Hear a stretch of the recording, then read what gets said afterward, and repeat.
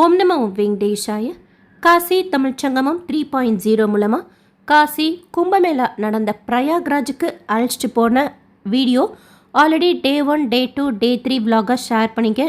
இந்த வீடியோவில் பயணத்தின் 4ஆம் நாள் இறுதி நாளும் கூட அயோத்தியா ராமர் தரிசனம் பார்த்துட்டு ஊருக்கு சென்னைக்கு ரிட்டனான இன்ஃபர்மேஷன் ஷேர் பண்ணுறேன். இந்த வீடியோவோட விலாக் முடிஞ்சிருது.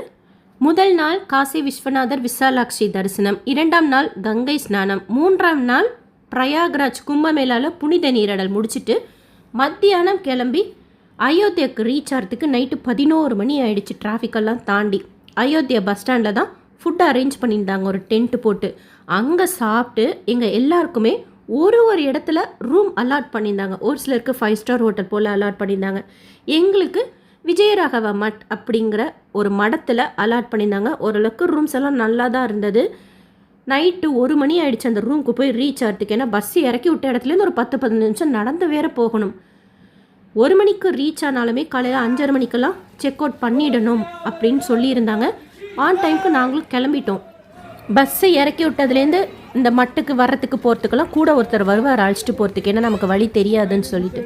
காலையில் ரூம் செக் அவுட் பண்ணிவிட்டு வெளியில் வந்தால் குரூப்பாக நார்த் இண்டியன்ஸ் ஜெய் ஸ்ரீராம் பஜன்ஸ் பாடுறது அந்த மாதிரி ரோட்டில் பாடிக்கிட்டே போகிறாங்க. இந்த ரோடே பார்த்திங்கன்னா தெருவே வீடெல்லாம் அந்த காலத்து வீடு, நிறைய வீடெல்லாம் ரொம்ப பழசாக இருந்தது. போன தடவை அயோத்தியாவுக்கு போகும்போதே ஒரு டிஃப்ரெண்ட்டாக நல்லா இருந்துச்சு அந்த கோயில்கிட்ட எல்லாமே. ஏன்னா டென்ட் சிட்டியில் இறங்கிட்டு நம்மளாக தான் போய்க்கணுங்கும் போது நிறைய இடங்கள் போனேன். ஷேர் ஆட்டோவில் போகும்போதும் நிறைய ஒரு பார்ட் ஆஃப் அயோத்தியா பார்த்தேன். இந்த சைடு போல் டிஃப்ரெண்ட்டாக இதுவும் ரொம்ப அழகாக இருந்தது. இந்த ரோட்டில் அந்த ஜெய் ஸ்ரீராம் அவங்க கூட சேர்ந்து நாங்களும் சொல்லிக்கிட்டே நடந்து போகிறப்போ நல்லா இருக்கும். ஆக்சுவலாக அயோத்தியா கோயிலுக்கு முன்னாடி இருக்கிற ஏரியாலாம் ரொம்ப சூப்பராக இருக்கும். போன வருஷம் போன வீடியோவில் ஷேர் பண்ணியிருக்கேன். பட் இந்த வருஷம் அந்த சைடே போல் பின்னாடி பக்கமாக போய் தரிசனம் பண்ணிவிட்டு பின்னாடி பக்கமாகவே வந்துட்டோம். ஸோ இந்த இடங்கள்லாம் நல்லா பொறுமையாக பார்த்துட்டு அவங்கவுங்க இடத்துலேருந்து பஸ்ஸுக்கு ரீச் ஆகிறதுக்கு 8 மணி ஆகிடுச்சு. 5:30 மணிக்கு கிளம்புங்கன்னு சொல்லி 5 வால்வோ பஸ்ஸு, ஒரு பஸ்ஸில் 2 போலீஸ் 2 வாலண்டியர்ஸ் இருப்பாங்க. வண்டிக்கு முன்னாடி ஒரு எஸ்கார்ட் வண்டி போகும் போலீஸோடது, பின்னாடி வரும். ஸோ எல்லாருமே ஒரே ஆர்டரில் தான் போகிறாங்க வராங்க. அந்த மாதிரி தான் எவ்ரி டைமும் பிளான் பண்ணுறாங்க. ஸோ கிளம்பி அயோத்தியா ராமரை பார்க்கறதுக்காக பேக் சைடு என்ட்ரன்ஸ், அது விவிஐபிகளுக்கு உண்டானது, அங்கே போய் ரீச் ஆகிட்டோம். இந்த கேட் வழியாக தான் விவிஐபி என்ட்ரன்ஸ். ஆக்சுவலாக பொது பக்தர்கள் இல்லை ஆன்லைனில் டிக்கெட் புக் பண்ணவங்க எப்படி போகணுன்னு சொல்லிட்டு ஆல்ரெடி பழைய வீடியோவில் போன வருஷம் போன வீடியோவில் ஷேர் பண்ணிக்கேன். இந்த சைடு போகும்போது செக்யூரிட்டி ஒரு தடவைக்கு இன்னும் 2 தடவை எக்ஸ்ட்ராவாக செக் பண்ணுறாங்க. ஆக்சுவலாக மெயின் என்ட்ரன்ஸ் சொல்லியே போனால் நிறைய பேர் மொபைல்லாம் எடுத்துக்கிட்டே போகலாம். இந்த சைடு சுத்தமாக நம்ம எதுவுமே எடுத்துகிட்டு போகக்கூடாது. பேகு கூட அலோடு கிடையாது. இப்போ நீங்கள் அங்கே பேட்ரி கார் பார்க்குறீங்கள, அதில் உட்கார வச்சு அங்கேருந்தே நம்மளை அழைச்சிட்டு போயிடுவாங்க.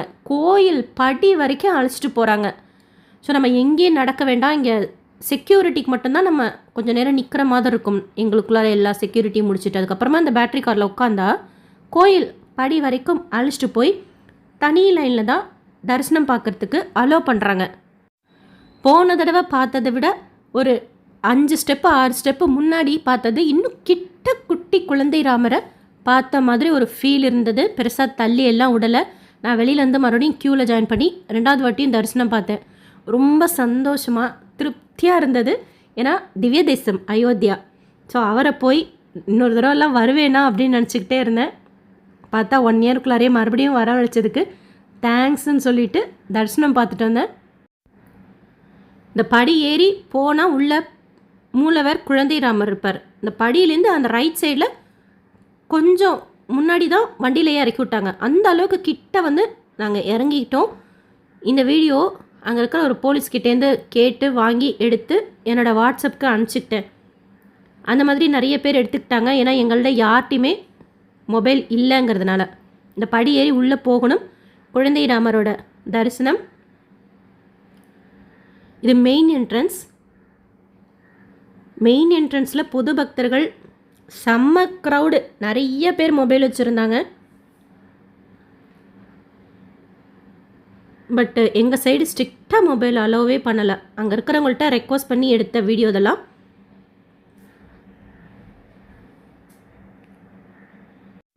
கனக் பவனுக்கெல்லாம் அழைச்சிட்டு போவோம் அப்படின்னு சொல்லியிருந்தாங்க. பட் சுச்சுவேஷன் அங்கே நார்மலாக இல்லை. ஓவர் க்ரௌடு, ஒரு இடத்துல ரொம்ப டிலே ஆகும். இந்த மாதிரி இந்த க்ரௌடெல்லாம் தாண்டி ஒரு இடத்துல போகிறது டிலே ஆகிடும், நம்ம ட்ரெயின் மிஸ் பண்ணிவிடுவோம் அப்படின்னு சொல்லிட்டு வேறு எங்கேயும் அழைச்சிட்டு போகல. ஆனால் அங்கெல்லாம் போவோம் அப்படின்னு நினச்சிட்டு இருந்தேன். கனக் பவன் அப்படிங்கிறது ராமர் சீதா வாழ்ந்த வீடு. குழந்தை ராமர் நாங்கள் போன அன்னைக்கு ஆக்சுவலாக இந்த அலங்காரத்தில் தான் பெருமாள் இருந்தார். அதாவது இடுப்பில் பிங்க் கலர் வஸ்திரம், அதுக்கு கீழே ஆரஞ்சு கலர் வஸ்திரம் அந்த மாதிரி போட்டிருந்தாங்க. ரொம்ப அழகாக இருந்தார். அதுவும் கிட்ட பார்த்தது ரொம்ப சந்தோஷமாக இருந்தது.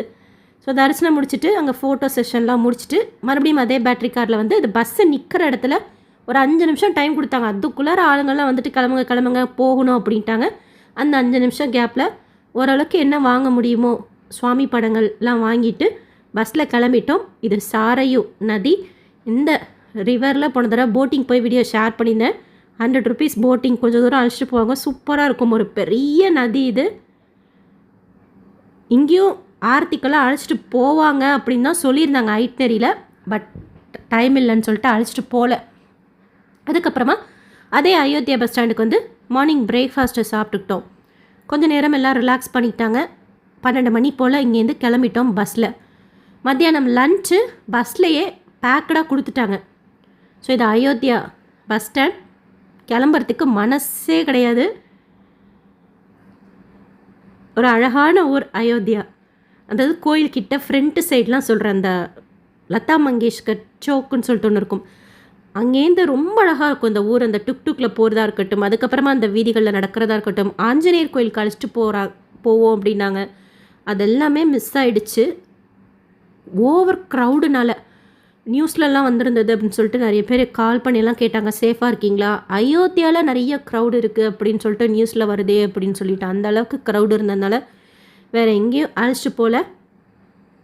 அங்கேயே பஸ் ஸ்டாண்ட்லேயே ரெஃப்ரெஷ் பண்ணுறதுக்கு ஒரு மண்டபம் மாதிரி இருந்தது. அதெல்லாம் போயிட்டு கிளம்பிட்டோம். ஒருத்தவங்களுக்கு உடம்பு முடியாமல் போச்சு. உடனே ஆம்புலன்ஸ் கூப்பிட்டு இம்மிடியேட்டாக அட்டன் பண்ணாங்க. அது மாதிரி சர்வீஸ் எல்லாமே சொல்கிறேன், ஃபுட்டாக இருக்கட்டும், ட்ராவலாக இருக்கட்டும், சேஃப்டியாக இருக்கட்டும், ஸ்டேவாக இருக்கட்டும், போலீஸ், ஃபோட்டோகிராஃபின்னு சொல்லிட்டு எல்லாமே ஒரு சிறப்பான அரேஞ்ச்மெண்ட்டு.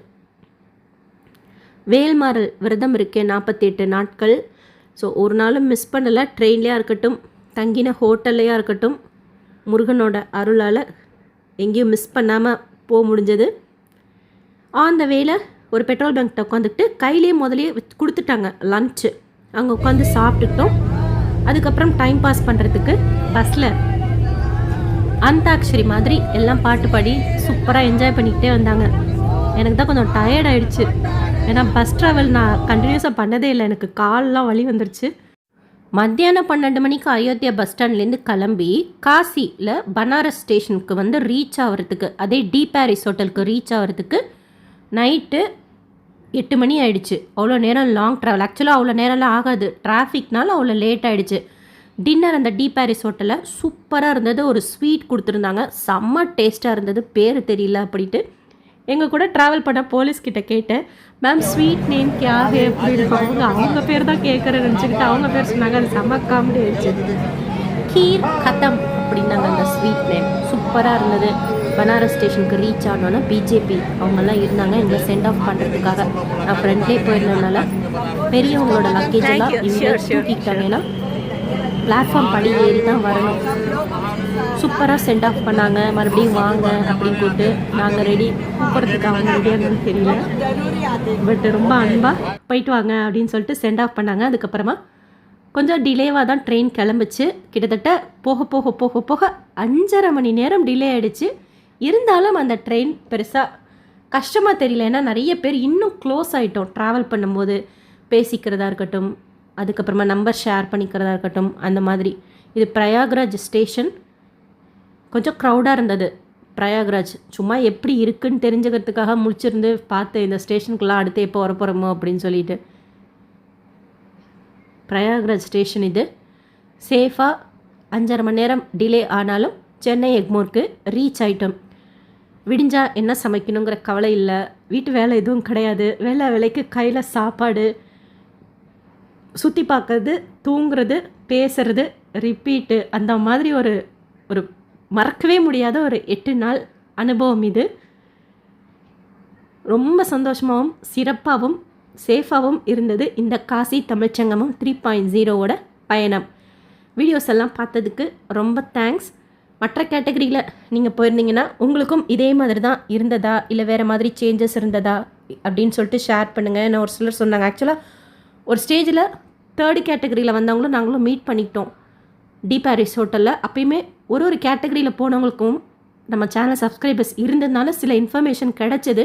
இருந்தாலும் உங்களோட எக்ஸ்பீரியன்ஸும் ஷேர் பண்ணுங்கள். நெக்ஸ்ட்டு இந்த காசி தமிழ்ச்சங்கமம் அப்டேட் எப்போ வந்தாலும் ஷேர் பண்ணுறேன். அவசியம் ட்ரை பண்ணுங்கள். எல்லாருக்கும் இந்த சான்ஸ் கிடைக்கணும். அவ்வளோ சூப்பரான பயணம் இது. எஸ்எஸ்பி லைஃப் ஸ்டைல் யூடியூப் சேனலை ஃபஸ்ட் டைம் பார்க்குறீங்கன்னா சப்ஸ்கிரைப் பண்ணி வச்சுக்கோங்க.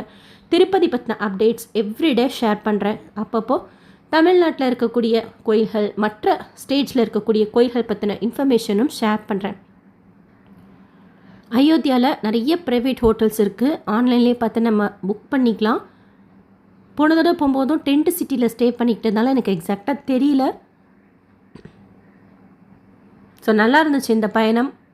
ட்ரை பண்ணுங்கள். நெக்ஸ்ட் அப்டேட் வரப்போ சொல்கிறேன். ரிட்டன் ட்ரிப்பில் கூட ஃபுட்டெல்லாம் நல்லா இருந்தது. ஒரு இடத்துல மட்டும்தான் கொஞ்சம் சுமாராக இருந்தது. மற்றபடி மற்ற ஃபுட் எல்லாமே சூப்பராக இருந்தது. ஒப்பீனியன் கேட்டாங்க, ஒரு ஃபார்ம் கொடுத்து.